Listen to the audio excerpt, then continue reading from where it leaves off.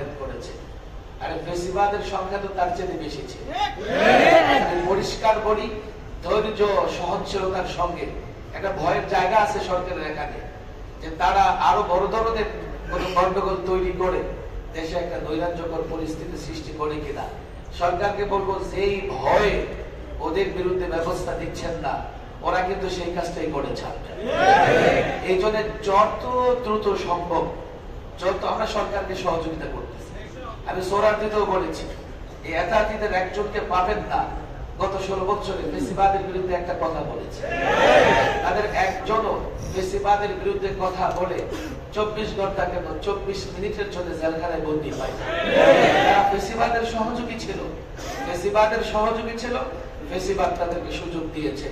আজকে আমি সরকার, এখানে যারা গোয়েন্দা সংস্থার লোকজন আছেন, আমি তাদেরকে বলবো, একটা ভয় আপনাদের ভিতরে কাজ করতেছে যে তাদেরও অনেক লোকজন আছে। তো তাদের অনেক লোকজন আছে বলে আমরা ফেসিবাদের হাতে রাষ্ট্র ছেড়ে দেব?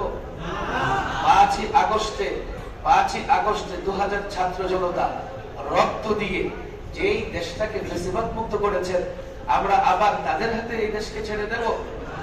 পরিষ্কার বলি, আমি গোয়েন্দা সংস্থাকে, এখানে যারা আছেন মিডিয়াকেও আপনারা বারবার এই কথাগুলো বলেন। এখানে আপনারা জানেন সোহরাওয়ার্দীর সমাবেশের পরে ওলামায়ে কেরাম চাইলে এখানে থেকে যেতে পারতেন, কিন্তু সরকার যখন বলল যে এখানে থাকলে ওরা আসতেছে, গন্ডগোল হবে দেশে, এই মুহূর্তে গন্ডগোল হলে ফেসিবাদীরা সুযোগ পেয়ে যাবে, ওলামায়ে কেরাম সময় মতো এখান থেকে চলে গেছেন। তারা এখানে আসছেন, তাহলে তারা কতজন লোক আসছেন? এই রাস্তায় তো লোক দিয়ে বলেছেন, আরে সোহরাওয়ার্দীতে ইস্তেঞ্জাখানার সামনেই তো এত লোক ঘোরাফেরা করতে। শুধুমাত্র দেশের এই পরিস্থিতিতে আমরা ধৈর্য সহনশীলতার পরিচয় দিচ্ছি। আমি একেবারে উদাত্ত হবার জায়গা, আমরা বড়ই আজকে সকালেও পুরান ঢাকায় নানা রকমের ঝামেলা হয়েছে এবং সেখানে এখন আইন শৃঙ্খলা বাহিনী যথেষ্ট উপস্থিত আছে। সকাল থেকেও আমরা সেখানে কাজ করেছি। আলহামদুলিল্লাহ সাধারণ মুসলিম আমাদের সঙ্গে আছে। তারা সারা দেশ থেকে কিছু লোক জমায়েত করে সন্ত্রাসীদের হামলা করতে পারবে ঠিকই, তবে মহল্লা কিংবা সমাজ ভিত্তিক তারা আলেম ওলামাদের মুখোমুখি হতে পারবে না। একটা কথা তো আমি পরিষ্কার করি, এতদিন মসজিদ ভিত্তিক তাদের প্রতি আমরা অনেকটা সহনশীল ছিলাম। তারা এখানে নিরীহ মানুষ জমা করেছে, আমরা সেখানে তাদেরকে বাধা দিতে পারি না, ক্ষয়ক্ষতি হবে, হতাহত হবে। পাড়া মহল্লা মসজিদে এখন থেকে আমি মনে করি এই সাদিয়ানীদেরকে কোনো ছাড় দেওয়া ঠিক হবে। আমরা দেশের এই অবস্থার কারণে অনেক মার্জিত ভাবে কথা বলতেছি।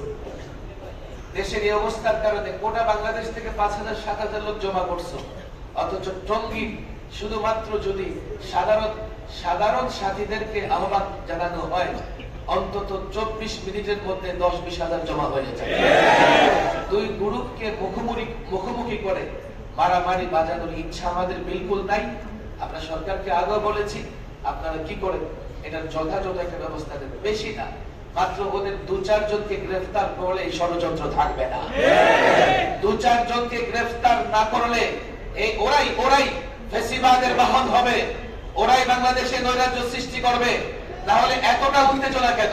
কোন নির্দেশনা ছাড়া হাজার হাজার সাথীকে কেন টঙ্গীর আশেপাশে ওরা জড়ো করে রাতের 2:30 বাজে আক্রমণ করেছে?